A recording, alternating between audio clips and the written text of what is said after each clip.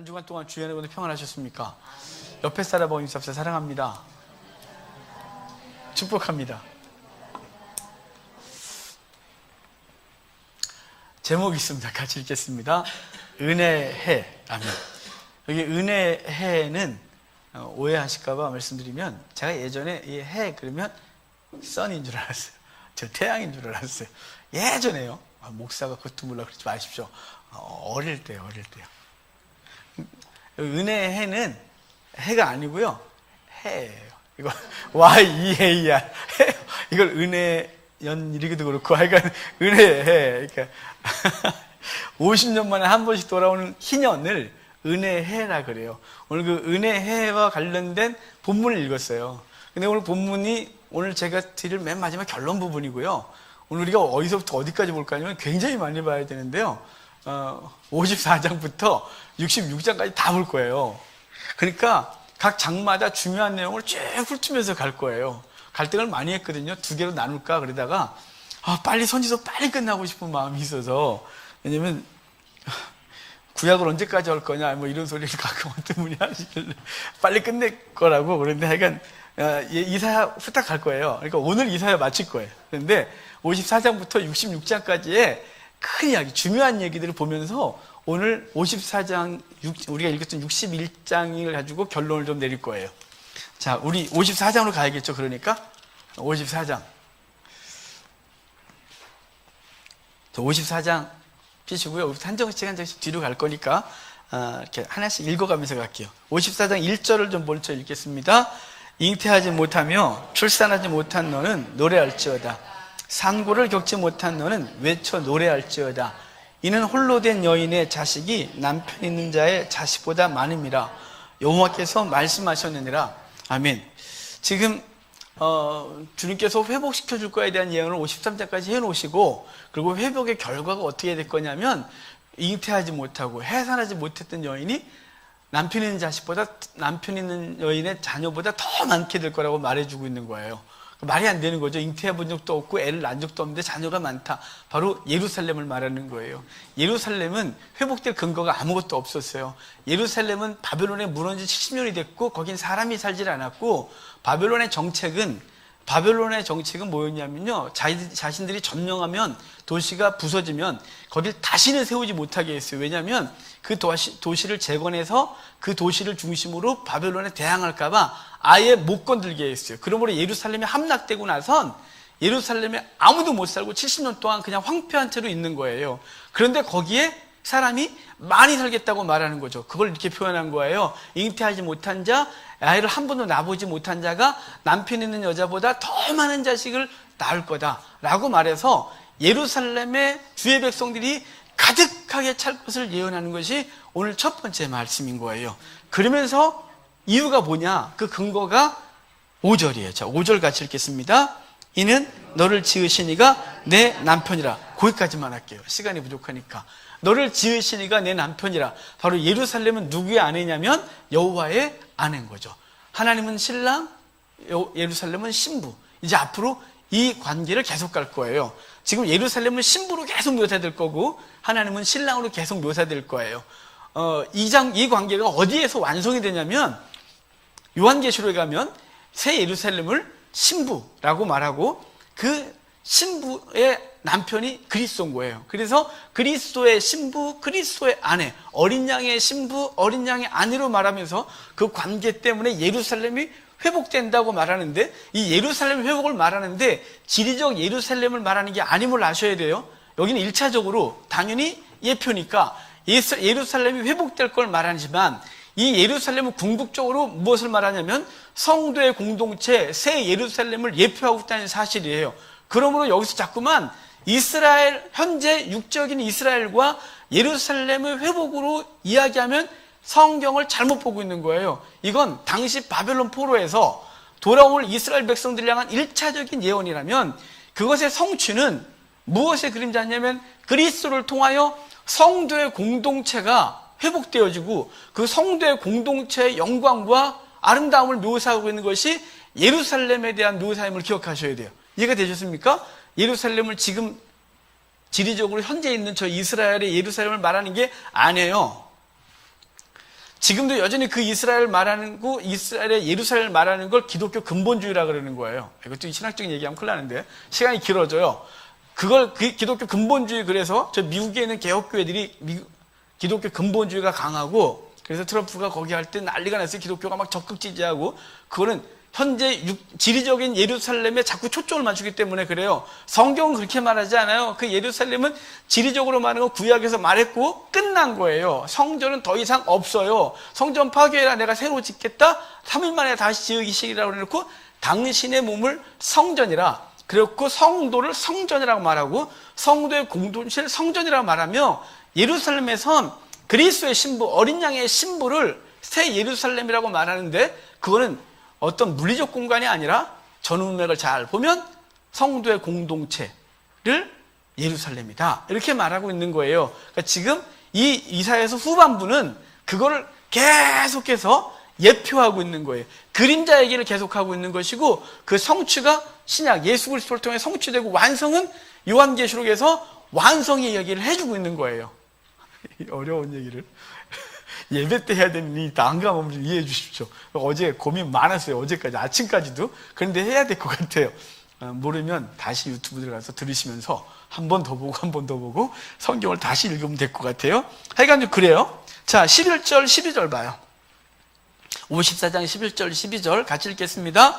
너 곤고하며 광풍의 요동 안위를 받지 못한 자여, 보라, 내가 화려한 채색으로 내 돌 사이에 더하며 청옥으로 내 기초를 쌓으며 홍보석으로 내 성벽을 지으며 석류석으로 내 성문을 만들고 내 지경을 다 보석으로 꾸밀 것이며. 여긴 너는 누구냐면 예루살렘인 거예요. 예루살렘, 그 황폐했던 예루살렘에 사람이 많게 할 것이고, 그 예루살렘을 내가 아름답고 화려하게 꾸며주리라. 성벽을 뭘로요? 보석으로 쌓아주리라. 보석으로 쌓은 적 없어요.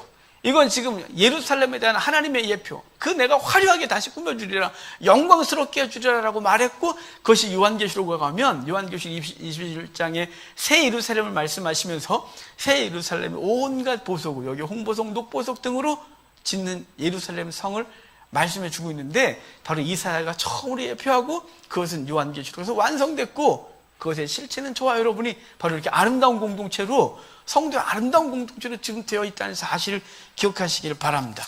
바로 이렇게 말해놓고 55장으로 갈게요. 55장 1절 읽겠습니다.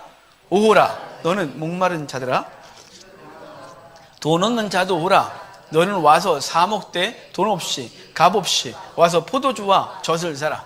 자, 지금 예루살렘 회복을 예언하면서 내가 아름답게 하리라, 예루살렘은 내 신부다, 아내다, 이렇게 말해놓고 너는 누구든지 오라는 거예요. 누구든지 오라, 너희 목마른 자들은 물러나오라. 값 없이 돈 없이 포도주와 젖을 사라. 이곳에 와서 이제 돌아오라고 말씀해 주고 있는 거예요, 예루살렘으로.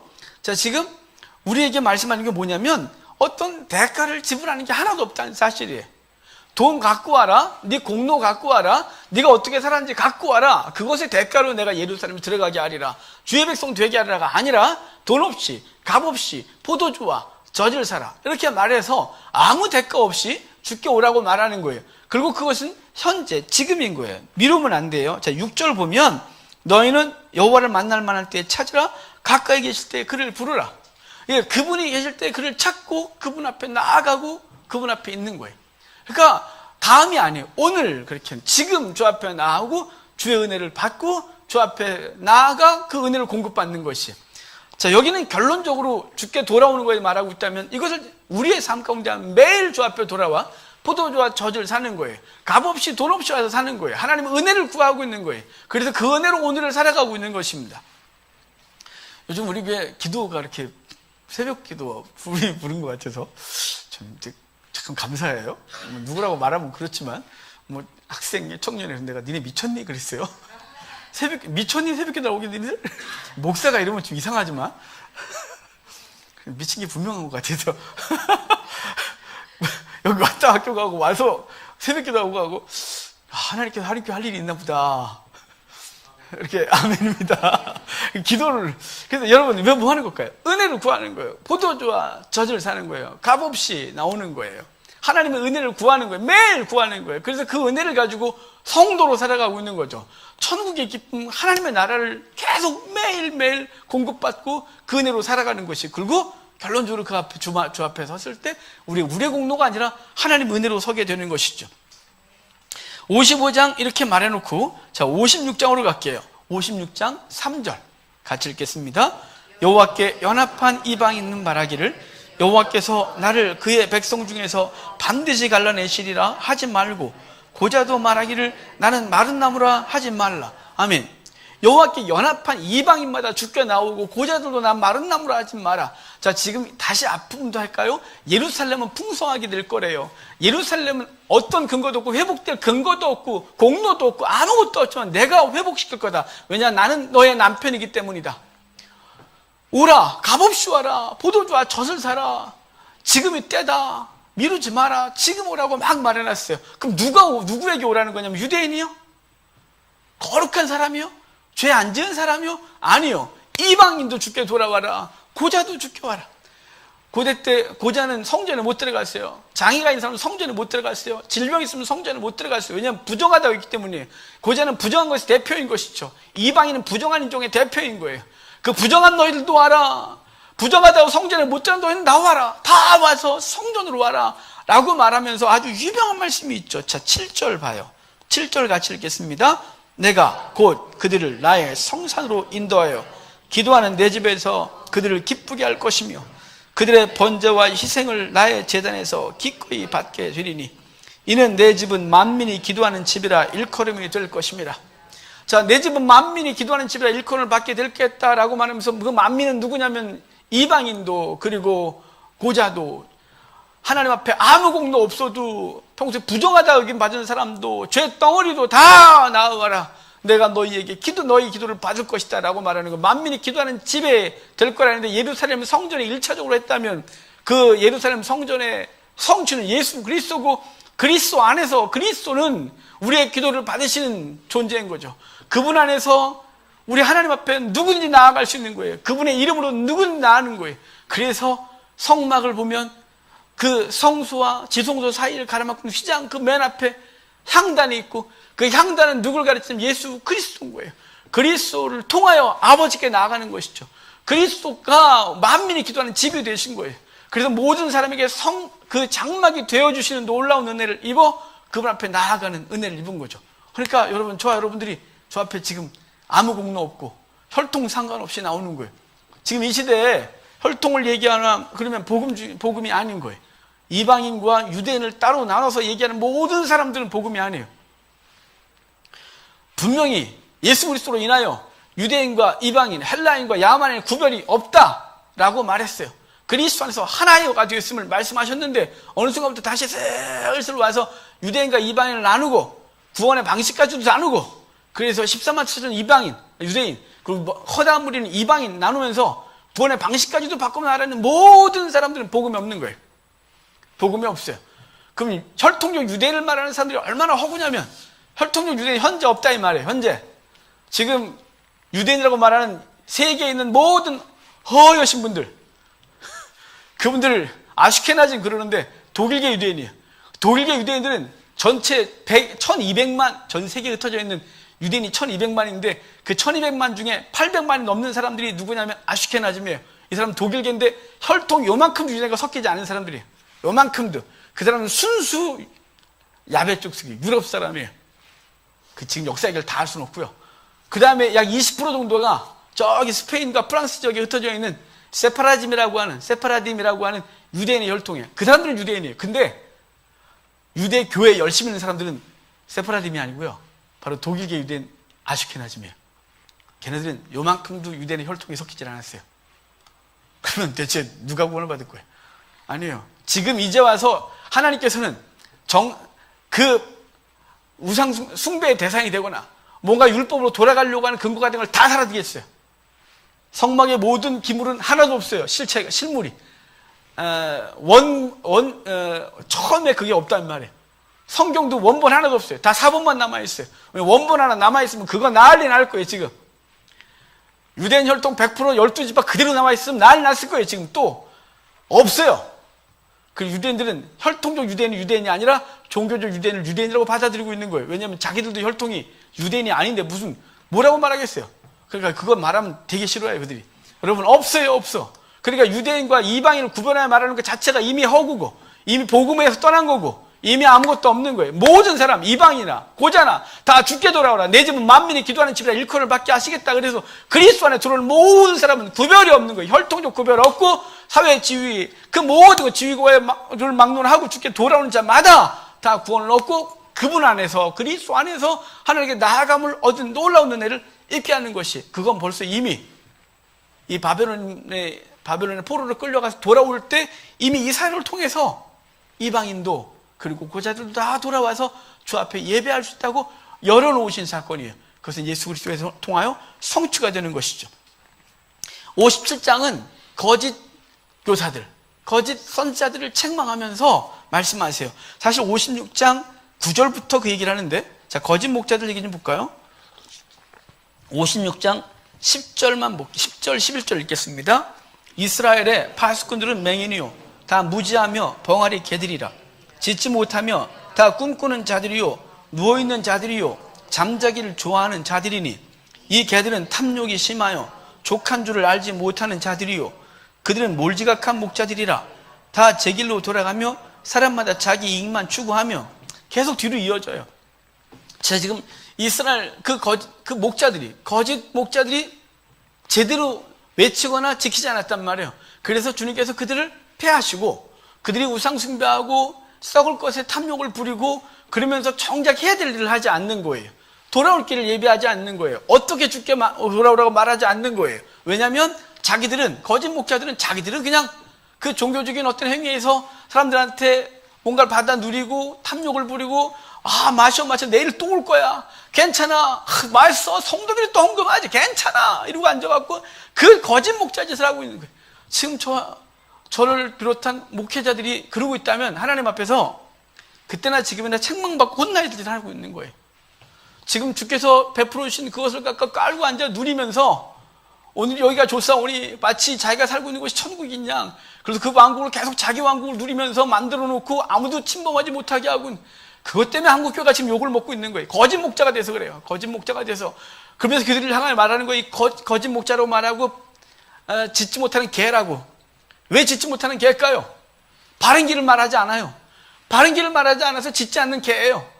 짖어줘야 되는데, 그리고 바른 길이 무엇이라고 나팔을 불어줘야 되는데, 이 파수꾼이 나팔을 불지도 않고 개가 돼갖고 짖어주지도 않고 아무것도 안 하고 있는 거예요. 결국은 영혼들이 갈바를 알지 못하는 거죠. 그러면서 지도자들을 책망하고 거짓 목자들과 그들이 추구하고 있는 우상과 썩은 것에 책망을 하면서 57장 14절 봐요. 57장 14절 같이 읽겠습니다. 그가 말하기를 도두어 길을 수축하여 내 백성의 길에서 거치는 것을 제어 버리라 하리라. 자, 지금 돌아오라 그랬잖아요. 이방인도 고자도 돌아오라 그랬잖아요. 근데 외쳐야 될 자들은 외치질 않는 거예요. 제대로 알려주질 않는 거예요. 그냥 자기 왕국 세워놓고 종교적 기득권을 가지고 살아가고 있는 거예요. 내일 또 와. 내일 성도들이 또 헌금하지. 그거 갖고 먹고 살면 되는 거야. 라고 말하고 있는 거예요. 왜 헌금 줬나요? 여러분의 교회에서 헌금을 하나요? 왜 못난 저 같은 놈을 먹여 살리시나요? 왜요? 불쌍해서요? 안 주면 괜히 찝찝하시니까요? 헌금을 하려면 괜히 찝찝하셔서 저 하나 먹여 살리고 계십니까? 여러분, 그럴 거 없습니다. 하나님께서 저에게 맡겨주신 사명, 제가 여러분들을 통하여 살아가고 여러분들 헌신을 통하여 목사로 살아가는 유일한 이유는 벙어리기가 아니라 입을 열어 짖어야 되고 바수근으로서 뭐가 진리인지 말해야 되는 사명이에요. 내가 그거 안 하면 목사로 살 이유가 하나도 없고 살 이유가 없고 여러분 여기 있을 이유가 없어지는 거예요. 없어지는 거예요, 여러분. 그것 때문에 찝찝해하고는 하나도 없어요. 하나님께서 만약에 제가 그걸 안 하면 다 끊어내실 거고 흩으시겠죠. 하나님 앞에서 우리는 바르게 해야 돼요. 뭘 하라고요? 주 앞에 나오는 길을 수축하래요. 그 제대로 쌓고, 그 무너진 데는 다시 쌓고, 은빛 파인 곳은 메꾸고, 막혀있는 건 다 헐어버려서 그 백성들이 주께 돌아오도록 길을 만들려고 하는 거예요. 이거를 여기서 끝나지 않고 말라기서 이렇게 말해요. 너희가 주께 돌아오는 자들을 돌아오지 못해서 막 담을 쌓았대요. 그러니까 말라기 성도들이 이렇게 말해요. 말라기 때 그 성도들이 우리가 무슨 짓을 했는데? 라고 말하니까 너네가 젊어서 취한 아내에게 못할 짓을 했대요. 바로 음행을 하고 온갖 짓을, 그 잘못된 삶의 대표로 음행을 얘기를 하면서 너희가 그 잘못된 삶을 통해서 사람들이 죽게 나오려고 하는 막아섰대요. 막아서고 있대요. 여러분, 우린 매주마다 부끄러운 기사를 언론에서 봐요. 정말 어쩜 이럴까 싶어요. 요새는 매주마다 새로운 기사가 나와요. 교회에서 정말 주여 그런 거 나올 때 주님 어떻게 하면 좋겠냐고, 어떻게 빨리 내렸으면 좋겠어. 제가 인터넷 관계 좀 확 내리고 싶은데 이게 계속해서 검색을 해갖고 막 2위에 3위로 올라가는 거 보면 가슴이 떨리고 어떻게 할 수가 없어요. 수치스럽고. 왜 그럴까요? 나 하나 정도야 괜찮다고 생각한 거예요? 아니요. 자기가 잘못된 거 하나 갖다가, 잘못된 행실 하나의 벽돌을 갖다 쌓았어요. 그 또 쌓고, 나는 하나인데 한국교회 성도들이 온갖 짓을 잘못해갖고 그 벽돌을 쌓아갖고 담이 돼버렸어요. 그래서 죽게 나오는 사람들이 그 담 때문에 안 나오는 거예요. 한국교회가 모든 종교에서 가장 신뢰받지 못하는 종교인 줄 아시죠? 우리 사람들에게 교회에 대한 신뢰도 60%가 신뢰하지 않아요. 교회는 신뢰하지 않는데요. 안 한대요. 교회는 사기꾼이래요. 이런 부끄러움을 겪고 있는 거예요. 왜 그럴까? 지금 여기서 말하기를 도두고 그 거치는 것을 재야 되는데, 도두기는커녕 우리가 계속해서 나쁜 짓을 하고, 그리고 우리의 행실로 거기다 벽돌을 쌓아서 그 성도들이 죽게 나오고 싶은데, 그들이 신을 찾아볼까?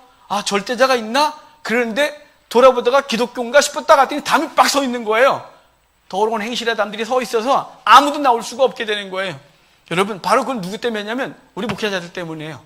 우리들이 벙어리 개가 돼서 외치지 않았고, 파수꾼이 외쳐야 되는데 외치지 않고 잠잤기 때문에 그래요. 여러분, 저만인가요? 우리 모두가 똑같아요. 모든 성도는 외쳐야 되고, 벙어리 개에서 입을 열어 짖어야 되겠죠. 아니라고 짖어야 되고, 그리고 바른 것에 대한 나팔을 불어서 바르게 살라고 나팔 불어서 성도들로 하여금 바르게 살게 하는데, 우리 모두가 다시 하나님 앞에 바로 서야 돼요.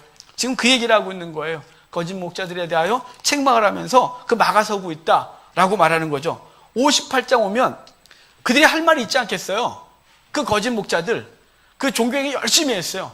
그 종교행위의 열심의 절정이 금식이에요.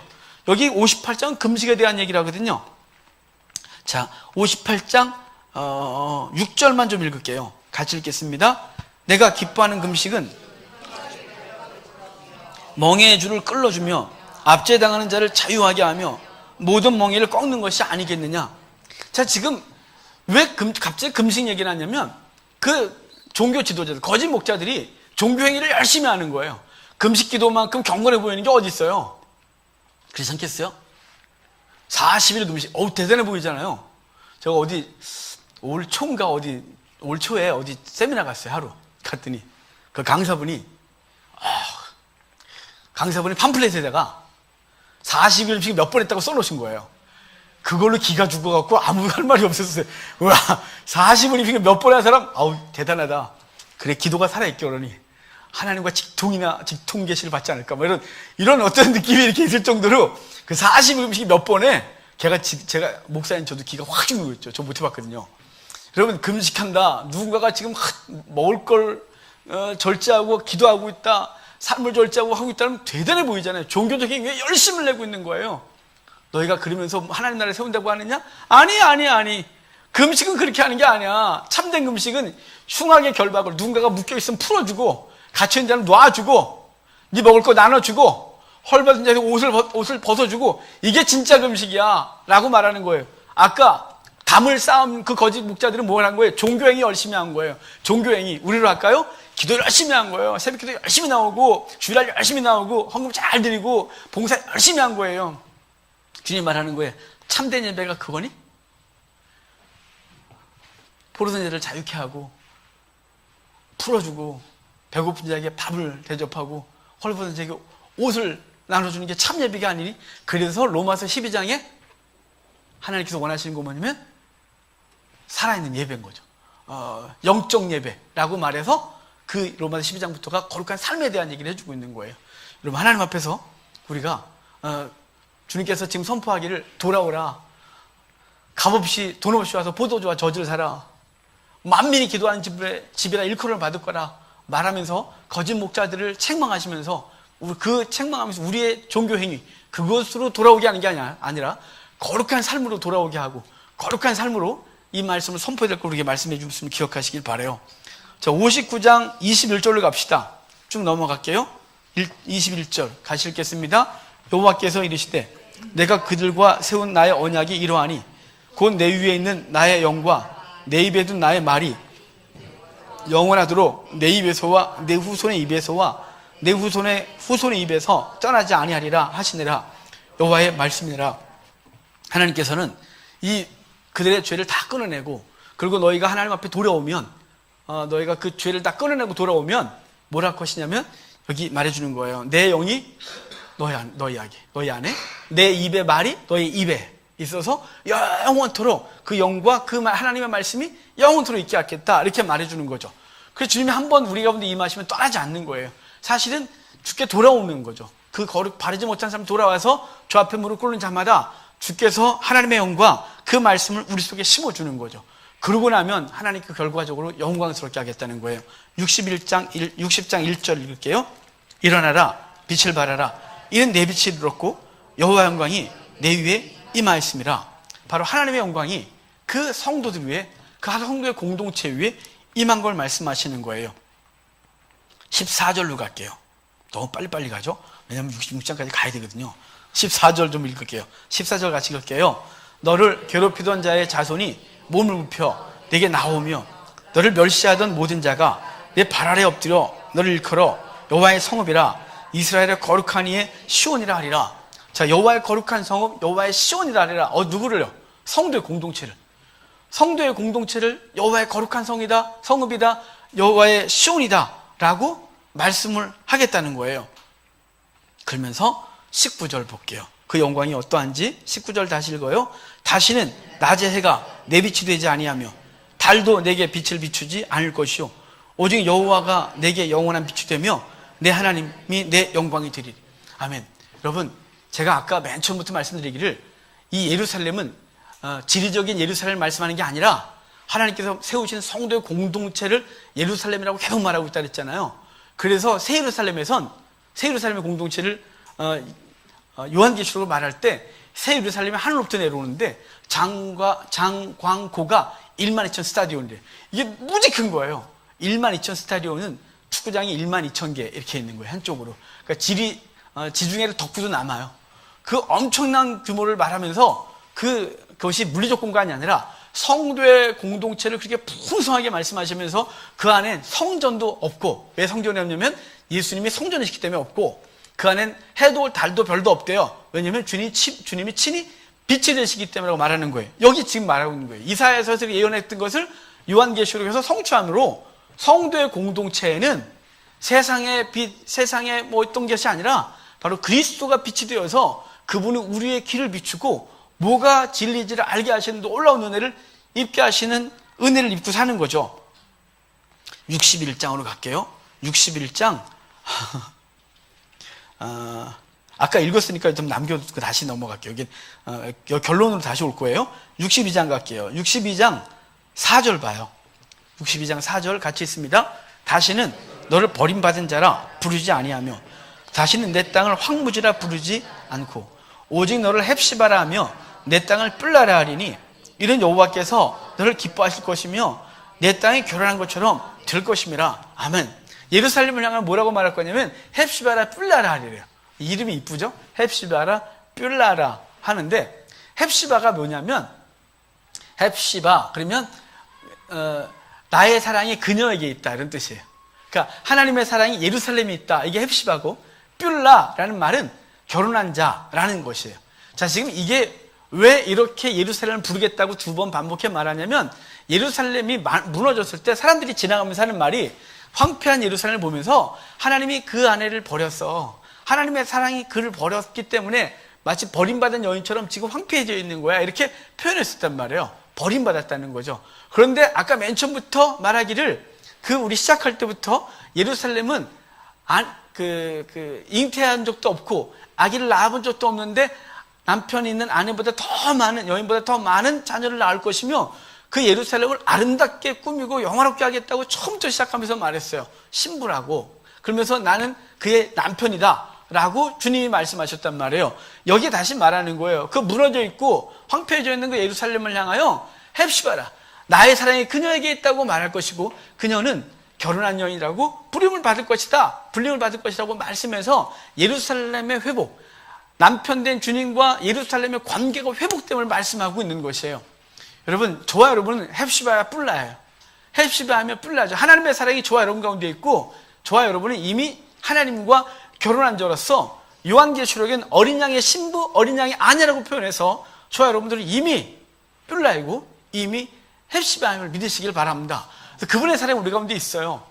제가 아까 광고 때 중국교회를 얘기를 잠깐 드렸지만 기도하라고, 여러분 사실은 이 시대에 교회가 마치 황폐해져 있는 것 같은 거예요. 아무것도 없는 것 같고, 특별히 박해를 받을 때는 박해하는 자들 입장에서는 교회가 아무 힘도 없죠. 불지르면 불지름을 당하고 나와서 침을 당하고 교회가 교회를 무너뜨리는 무너침을 당하는 아무 힘도 없는, 그리고 객관적으로 보면 황폐해져 있는 것 같은 거예요. 하지만 주님께서 그들 그 공동체, 영적 공동체를 향해 말씀하시기를 헵시바라, 나의 사랑이 그녀에게 있다, 그녀는 결혼한 여인이다 라고 말해서 이 땅에서는 아무 가치 없어 보이고 이 땅에서는 박해 가운데 있지만 하나님께서 그 영혼들을 돌보시고 그들과 관계를 이미 맺고 있음을 말씀하고 있다는 사실을 기억하시기를 바라요. 62장 12절 좀 볼까요? 62장 12절, 사람들이 너를 일컬어 거룩한 백성이라 여호와께서 구속하신 자라 하겠고 또 너를 일컬어 찾음받은 자요 버림받지 아니한 성읍이라 하리라. 반드시 그렇게 불림받을 거예요. 63장은 에돔 심판 예언인데요. 63장 여러분 그 2절만 좀 봐요. 같이 읽겠습니다. 어찌하여 내 의복이 붉으며 내 옷이 포도즙 틀을 밟은 자 같으냐.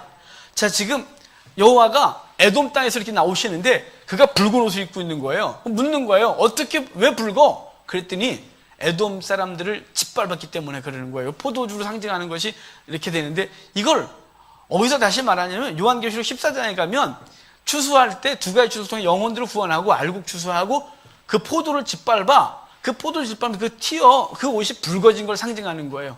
왜 에돔 얘기를 하냐면, 아까 이 에돔 얘기를 해서 아까 광고 쪽 잠깐 얘기를 했지만, 그 에스라 때 그 에돔의 후손 에돔의 후손 아말렉의 왕족이었던 하만이 유대인들을 다 죽이려고 할 때, 그때 주님께서는 반전을 일으켜 그 아말렉 사람들, 에돔 사람들을 다 진멸하는 사건이 벌어졌어요. 이 에돔을 왜 심판하냐면, 예루살렘에 함락을 당할 때 에돔 사람들이 바벨론의 기랍잡이라고 예루살렘을 포위하는 데 같이 하고, 예루살렘이 약탈을 당할 때 에돔 애들이 들어가서 같이 약탈을 하고, 더 나쁜 건 예루살렘에서 막 도망가는 사람들 있지 않겠어요? 성이 함락될 때 그때 여기저기 지키고 있다가 그들을 잡아다가 에돔 사람들이 잡아다가 두당 얼마씩 팔아버렸어요. 그러니까 형제라고 믿었던 에돔이 이스라엘을 무너뜨리고 그때 그것도 모자라서 그 포로를 잡아다가 팔아버리는 못된 짓을 했기 때문에 하나님은 그 대적을 심판하겠다고 말하는데 그들 다 진멸하겠다고 말하는 거예요. 바로 그분이 심판자로서 임하는 것이에요. 대적을 심판하는 것이죠. 왜 대적 심판 얘기를 하냐면, 여러분 애굽에서 그 백성을 건져낼 때 애굽을 심판할 수밖에 없었어요. 바벨론에서 건져내면 바벨론을 심판할 수밖에 없는 거죠. 에스더서에서 이스라엘 백성들을 그 죽음에서 건지려면 에돔 사람들을 다 진멸할 수밖에 없었던 거죠. 바로 여기 대적을 심판함으로 그 백성을 건져내겠다고 말하는 거예요. 바로 하나님께서 그 백성을 어떤 수를 쓰든지 건져내고 대적을 짓밟아 이기는 말씀을 이렇게 해주시는 겁니다. 자, 64장 넘어가고 65장으로 갈게요. 65장 6절 좀 볼까요? 65장 6절 같이 읽을게요. 샤론은 양떼 우리가 되겠고, 65장 10절이요. 같이 읽겠습니다. 샤론은 양떼 우리가 되겠고 아골 골짜기는 소떼가 눕는 곳이 되어 나를 찾는 내 백성의 소유가 되려니와. 아멘. 여기 샤론, 아골 골짜기 두 군데가 나왔는데요. 아골 골짜기는 어디서 나오냐면 여호수아서에 나와요. 여호수아 때 아간이 여리고성을 함락시킬 때 금덩어리 은덩어리 신할성 외투를 훔쳐뒀다가 아이성 전투에서 지고 나니까 그 죄를 찾아내서 아간이 나왔고, 아간과 그의 집안들, 그가 훔친 것들을 다 갖다가 죽이고 불질렀던 장소가 아골 골짜기예요. 심판을 상징하는 골짜기죠. 샤론 평야는 이름은 정말 예쁘지만 샤론 평야는 농사가 안 돼요. 샤론 평야는 모래벌이에요. 그래서 사람도 못 살았어요. 왜냐면 거기 늪지대에 모기가 많아서 말라리아가 창궐했고, 그 다음에 모래벌이 농사도 안 됐어요. 그래서 거기 사람이 안 살아요. 그러다 보니까 우기 때가 되면 사람도 짐승도 못 사니까 들판에 꽃이 정말 이쁘게 폈어요. 그래서 샤론의 백합화, 우리가 알고 있는 백합화 그거 아니고요. 아네모네를 중심으로 들꽃이 쫙 피는 걸 백합화라 그래요. 사람이 못 사는 곳이니까 아골 골짜기도 심판받은 골짜기, 샤론의 평야도 사람이 못 사는 골짜기. 근데 거기에 뭐가 된다고요? 소떼가 눕고 양떼가 눕고 소떼가 눕는 곳이 되겠다고 말하게 되는 거예요. 이 놀라운 은혜는 눕는 이유가, 누우려면 조건이 있어요. 배불러야 되고요. 이 양떼가 누우려면 배불러야 되고요. 이 대적이 자신을 해롭게 못한다는 게 확신이 생겨야 되고요. 자다가 일어나서 먹을 게 있어야 누워요. 이 세 개가 만족이 안 되면 절대 못 누워요. 말씀하는 게 뭐냐면, 내가 너희를, 지금 엉망이지만 내가 너희를 눕게 하리라, 이렇게 말하는 거예요. 저 여러분들이 이 땅에서 믿음으로 살아가는 것이 팍팍하지 않습니까? 정말 팍팍해요. 저 사람은 괜찮겠지, 저분은 괜찮겠지, 저 집사람은 괜찮겠지. 저한테 나중에 예배 끝난 다음에 저 집사람 괜찮지 않나요? 물어보러 오세요. 제가 우리 성도들 웬만한 삶을 다 알고 있으니까, 그렇다고 제가 구체적으로 말하지 않고 안 해요, 이렇게 말하면 아닌 줄 아셔야 돼요. 여러분, 평안한 사람은 아무도 없어요. 특별히 육신적으로 평안할지 모르겠지만 신앙적으로 믿음을 지키는 삶은 절대로 수월하지 않아요. 왜냐하면 도리어 그 부여와 그 여유로움과 그 높은 지위와 자기 유명세와 싸워야 하고 믿음을 지키는 건 쉽지가 않단 말이에요. 이 팍팍한 삶을 살죠. 또 북한교회, 중국교회, 지금 이슬람권 안에서 박해받는 모든 교회의 성도들은 마치 아골골짝 같고 샤론의 평야처럼 살 수 없는 것 같은 거예요. 하지만 그 땅에 주께서 눕게 하시겠다, 이 말은 반드시 주께서 그 영원한 안식을 우리가 허락하시겠다는 거죠. 먹고 이따가 먹을 게 있고 대적으로부터 보호받는 확신이 생기게 하겠다. 그리고 내가 너희를 눕게 하겠다라고 주님께서 말씀하셨는데, 그분이 완성하신 거예요. 그분이 우리에게 참된 안식을 주셨죠. 참된 안식이에요. 그래서 히브리서에도 그분이 안식임을 말씀하시는 거예요. 그분 안에 들어와서 이미 영원한 안식을, 저와 여러분들이 이 땅에 육신을 갖고 살지만 천국을 소망하고 줄고 세상 것으로 안식이 아니라 주의 은혜를 묵상하면 묵상할수록 우리 속에 진정한 평강과 안식이 생기는 것, 바로 주님께서 그걸 약속하시기 때문이에요. 자, 66장 맨 마지막에 한 번만 더 볼게요. 66장 22절이에요. 같이 읽을게요. 내가 지을 새하늘과 새 땅이 내 앞에 항상 있을 것 같이 너희 이름이 항상 있으리라, 여호와의 말씀이니라. 자, 새하늘과 새 땅을 지었고 너희가 항상 내 앞에 있을 거래요. 너희 자손과 너희 이름이 항상 있으리라, 여호와의 말이니라. 그분 앞에 있는 거예요. 그분 앞에 있다는 말은 그분의 돌보신 가운데 있다는 말이에요. 그분의 보호하신 가운데 있다는 사실을 분명히 말씀해 주고 있는 거예요. 여러분, 혹시 여러분이 누군가의 도움을 받으며 살아가실 때 있으셨어요? 좀 창피한 얘기지만 고등학교 때 방황할 때 있었어요. 방황할 때 제가 키가 작은 편이잖아요. 근데 우리 시골에서 제일 큰 애 2명이 저하고 같이 다녔어요. 한 놈은 쿵어 같고 한 놈은 자체로 힘이 있었어요. 키가 숨기만 했어요, 애들이. 그러니까 둘이 있었어요. 그래서 제가 별명이 계곡이 있어요, 계곡. 조그만 놈이 큰 애들 사이에 끼고 다닌다고. 근데 그러다 보니까 겁나는 게 없잖아요. 같이 싸우고 같이 하고 그래갖고 했었는데, 어느 날 걔네가 없이 혼자 가다가 걸렸어요. 그래가지고 그날 예전에 완타치라고 있었습니다. 한 대씩 때리는 게 있었어요. 그래가지고 맞은 적이 있습니다. 그놈도 맞고 저도 맞고 뭐 서로 그만하자 이래갖고 말했지만, 걔네 둘이 있었으면 잘 안 맞았어요. 근데 걔네 둘이 없는 바람에 뜨자 이래갖고 창피한 얘기지만, 여러분, 제 얘기를 왜 드리냐면 그분이 우리하고 항상 있어요. 내 앞에 네가 있대요. 그래서 대적이 우리를 하고 싶지만 어떻게 할 수 없는 상황, 내 앞에 너와 너의 후손들이 영원히 있게 되는 거죠. 영원히 그분과 우리 함께 하시는 거예요. 이렇게 해서 61장까지 마쳤는데, 그것의 시작이고 그것의 완성인 것이 뭐냐면 은혜해예요. 61장으로 가실래요? 61장 우리가 읽었지만 눈으로 잠깐 보세요. 1절이에요. 2절 봐요. 2절 가실겠습니다. 여호와의 은혜의 해와 우리 하나님의 보복의 날을 선포하여 모든 슬픈 자를 위로하되, 쭉 그렇게 돼요. 자, 은혜의 해를 선포하는 거예요. 은혜의 해가 뭐라고요? 희년 선포라고요. 이스라엘에 그 절기가 있어요. 안식일, 안식년, 희년이라고 하는 날에 대한 절기가 있어요. 안식일은 쉬고요. 아무것도 일하지 않는 거예요. 안식년은 농토를 쉬게 해요. 그리고 히브리 노예를 돌려보내요. 6년 부리고 7년째는 자유케 해주는 거예요. 농사 안 짓고 땅 쉬게 하는 거예요. 근데 49년 때 안식년이고 50년 때가 희년인데, 희년이 되면 놀라운 일이 벌어져요. 49년 때 노예 다 자유케 했으니까 땅도 쉬었고, 근데 50년 때 뭐 하냐면 땅을 원주인에게 돌려주는 거예요. 예를 들어 제가 사는데 능력이 없어갖고 무능력해서 하다가 돈을 이렇게 손님한테 빌렸는데 돈을 못 갚았어요. 그럼 돈 못 갚았으니까 땅을 뺏기지 않았겠어요? 땅 뺏기면 만약에 40년 동안 땅을 쓰셨어요. 그 다음 40년 그때가 희년이 돌아오면 저한테 돈 받을 생각하지 마시고 돌려줘야 돼요. 원주인에게 돌려주는 게 희년이에요. 희년은 이스라엘 백성들이 정말 놀라운 건데 한 번도 지켜본 적이 없어요. 근데 인간의 탐욕이 그걸 지키지 못하게 하죠. 주겠어요, 우리 같으면? 못 해갖고 안 줬어요. 그것 때문에 70년 포로를 겪는데요. 하여간 희년은 놀라운 은혜의 해죠. 주님께서 오셔갖고 첫 번째 설교가 있어요.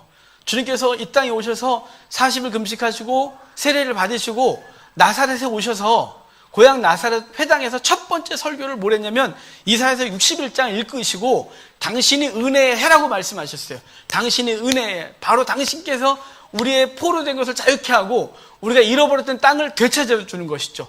잃어버렸던 땅은 어디 있나요? 에덴이죠. 에덴에서 범죄했던 우리들을 쫓겨나서 화영거물도 지키게 해서 그 앞으로 돌아갈 수가 없었어요. 그런데 예수 그리스도가 희년으로 되셔서 그분이 빼앗겼던 걸 그냥 다시 돌려주는 거예요. 에덴을 돌려주는 거예요. 조건 없어요. 우리가 무슨 공로를 세우거나 뭘 하지 않아요. 그래서 포도주와 젖을 값없이 와서 사라는 거예요.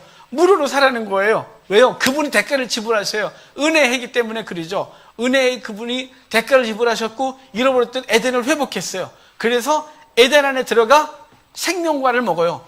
선악과를 따먹지 말았는데 그걸 따먹었고 생명과 먹어도 되는데 그거 안 따먹었다가 쫓겨났어요. 돌아가서 선악과를 따먹어요. 그게 요한계시록에 나오는 거예요. 잃어버렸던 4개의 강을, 그 생명수 강을 다시 회복해서 생명수 강가로 주께서 인도하신다고 말하는 거예요. 그게 바로 은혜의 해. 예수 그리스도가 이 땅에 오셔서 희년을 선포하시고 이제 내가 너희를 다 돌려보내겠다. 잃어버렸던 에덴을 회복하고 너희가 그 선악과를 따먹으면서 쫓겨나서 영원히 잃어버린 생명나무 과실을 먹게 할 것이며, 그리고 너희가 잃어버렸던 생수의 강으로 인도하여, 예수 그리스도가 1차적 생수의 강이라면 에덴에서 상징했던 4개의 강을 통하여 전 에덴을 적셨던 그 강을 너희가 다가가 생명수 강으로 주께서 인도하시겠다고 말씀하시는 요한계시록으로 마무리하고 있는 거예요. 여러분, 은혜의 희년 예수 그리스도인 거예요. 저 여러분이 영원히 그 죄로 인하여 영원히 심판받았고 그분 앞에 갈 수 없는 존재였는데 그분이 이 땅에 오셔서 희년 선포하신 거죠. 내가 희년이라고. 나를 믿는 자마다 희년이 되는 거라고. 나를 믿는 자마다 잃어버렸던 에덴을 회복한다고. 나를 믿는 자마다 그 포로와 노예, 그 사단의 종로로 타던 곳에서 사망을 두려워하던 곳에서 돌아와 생명을 얻게 될 거라고, 영원한 생명을 얻게 될 거라고 말씀하시는 그 놀라운 은혜가 61장을 이걸 갖고 예수님 첫 번째 설교를 갖고 유대인 그 동네 사람한테 핍박을 받아 낭떠러지로 밀려가지만 주님께서 피해 가시는 장면으로 첫 번째 설교를 하신 것이 이 얘기예요. 여러분, 은혜의 해 바로 저 여러분과 있어요. 이 은혜의 해를 우리만 갖고 있는 것이 아니라 누군가 외쳐야겠죠. 봉우리개처럼 혼자 입 다물고 있는 것이 아니라, 잠자고 있는 파수꾼처럼 가만히 있는 것이 아니라 파수꾼으로 외치고, 그리고 외쳐야 될 때 지저대는 우리가 돼서 그 사람들이 주께 돌아올 때 우리의 바르지 못한 삶이 그들을 막는다면 기꺼이 삶을 하나님 앞에서 정결케 하고 그 막았던 것들을 다 부서뜨려서 그들이 주께 나오는데 방해거리가 하나도 없도록 우리 삶을 쳐서 복종시키고 거룩한 은혜의 삶으로 믿지 않는 자들이 절대자를 찾고 싶을 때 우리를 보고 저 길이구나 라고 해서 우리가 그 길을 예비하는 자가 되어 하나님 앞에 영혼들을 그 만민이 기도하는 집으로 인도하는 저와 여러분들에게 주의 이름으로 축복합니다.